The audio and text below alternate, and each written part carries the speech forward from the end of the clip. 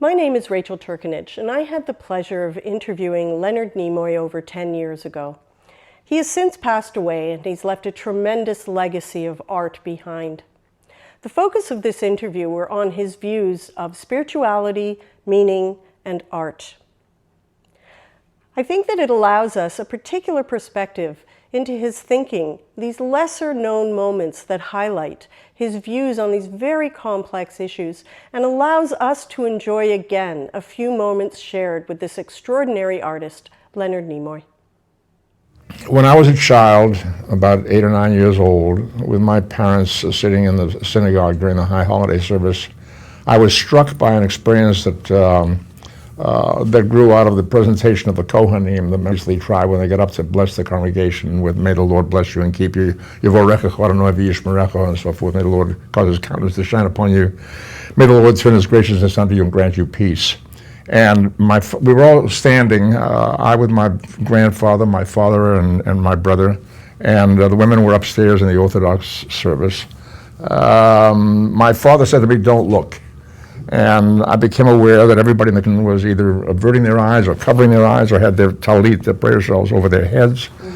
Being 8 years old and curious, I snuck a peek. And what I saw was these gentlemen, there were about maybe 6 or 7 of them, up on the stage, on the bima, facing the congregation, their talit over their heads and their hands stretched out towards the congregation with this gesture, and they were shouting. They were not speaking, they were shouting. They were fervent, they were passionate. And what they were shouting was this prayer. I had no idea what was going on, but I was fascinated by the experience. Something chilled me, something touched me deeply. And I immediately went to work to learn to do this gesture. Had no idea what it meant. It's the shape of the letter Shin, which is the Hebrew word, the Hebrew letter that begins the word Shaddai, which is the mighty, and Shekhinah, which is the name for the feminine aspect of God. That I learned fairly early on, and I introduced that gesture into Star Trek as a greeting between the Vulcan people. My character Spock was a Vulcan. Put that aside for the moment. What I did not know for a very long time was why you're not supposed to look, why people were averting their gaze. And in discussion with our rabbi 8 years ago, I raised this question, and he explained to me that the mythology tells us that during that benediction, during that prayer, the Shekhinah, the feminine aspect of God, comes into the sanctuary to bless the congregation. There's a divine light, a very powerful light that emanates from her, and that light could be damaging to a human if you saw it, if you were struck by that light.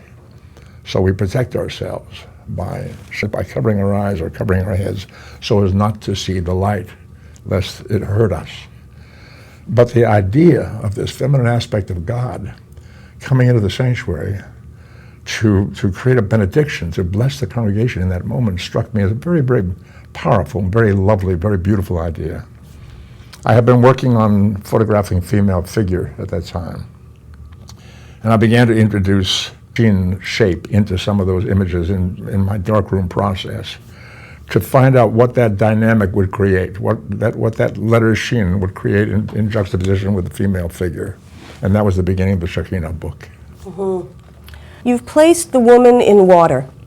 And that caught me immediately because in ancient Jewish text, women and water are intrinsically connected. Women and wells that appear in the Torah, women and mikvah, the living waters, the water within the woman, the water that brings life within the woman. And when I saw that you had done that, I needed to ask, what was the thinking, what was going on?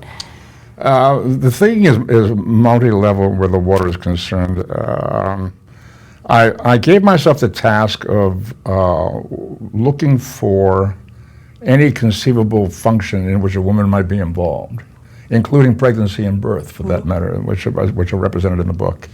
The mikvah idea was, of course, an element that helped lead to some of these images. I have her in the woods, I have her sleeping, I have her standing, I have her walking, resting. I was looking for all the things that a woman might do, including the bathing. And there's something about those images in water that's, for me, particularly resonant of the mikvah. I wasn't thinking only of the mikvah, but it certainly was a part of the thought.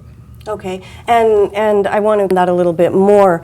The idea of the mikvah, living waters, that a woman and a man immerse themselves into living waters in the earth to realign body and soul, to set things back into a natural dialogue and harmony. It's interesting that in your images of the woman in the water, you've introduced a white garment there as well. So it's not entirely just the water, but you have the white garment there as well, which when I saw that, I thought it's a kittel, it's a talit, it's a shroud, it's a, I'd love for you to bring more to that. It's a searching process for me. I don't have any very specific answer about exactly why she's in the mikvah with a white cloth. Right. I think the job of the artist is to try to find the shades of gray between the black and the white. If I could exactly explain every image, I think that would be a loss of artistry, frankly. We're looking for the things that the eye does not necessarily see. We're looking for the things that the mind does not necessarily understand, but that provokes the questions that you are very eloquently asking me. I'm not sure that I can tell you exactly why she's wearing that particular piece of white cloth or why it's spread on the water in that particular. Right. But there's something for me very, very graceful about it. There's something very feminine about it. And for me, those are essential ingredients of the Shekinah story. Well, I think also part of what you're touching on, which is wonderful, because I've always asked this question as well, is how much is the artist the audience of their own work? How much of it is conscious, but how much of it is you observing it, because intuitively you're being directed, but you're also observing it as it grows? I have a credo that comes from a piece of literature that I have sitting by my desk that I refer to constantly. It talks about the actor Edwin Booth, who is quoted as hearing the solemn whisper of the God of all arts. And what he hears is the following: I shall give you hunger and pain and sleepless nights, also beauty and satisfaction known to few, and glimpse of heavenly life. None of these shall you have continually, and of their coming and going you shall not be foretold. And this is the blessing and the curse of the artist. I lay awake nights wondering what I should be shooting tomorrow. If I have a session tomorrow, I'm wondering, do I have all of the elements in place? Do I have all of the ideas in place? Do I know exactly where I'm going to start? Do I know exactly where I'm going to end up? And the answer is no. I'm searching, and I come to a photographic just that condition. I set up certain elements, but I'm hoping that something appears that maybe comes out of my subconscious, maybe I'm not even in touch with, but that when the session is finished, I will look at an image and say, something about that strikes me, something touches me, something about that keeps me awake at night, and that's exciting. That's the artistry. I think I'm accurate in saying that historically, there have been some rather famous cases of women wearing tefillin and the talit, so it's not extraordinarily groundbreaking in that sense. It does go generally against the tradition. Traditionally, these items, these ritualistic objects are associated with the male. Let me put it this way. If and when I come face to face with God, I hope it's a woman. I would much prefer to deal with a feminine God than with a male God. The male God that I grew up learning about and hearing about was a wrathful God, a tough God, a vengeful God, an angry God, a jealous God. Thou shalt have none before me except me. Right.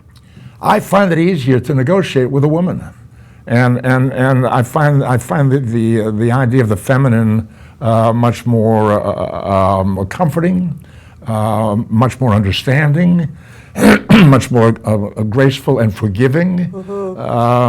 I'd just rather do business with the feminine than the male. So my natural tendency is to want to deal with the female, and to me, although it has been referred to as transgressive to put these instruments on the feminine, it's a very natural move. When I was about 16 or 17 years old, I acted in a play called Awake and Sing by a playwright who was very popular in the 30s and 40s named Clifford Odets. He later wrote a film, but his great works, I think, were the plays that he did in the 30s and 40s.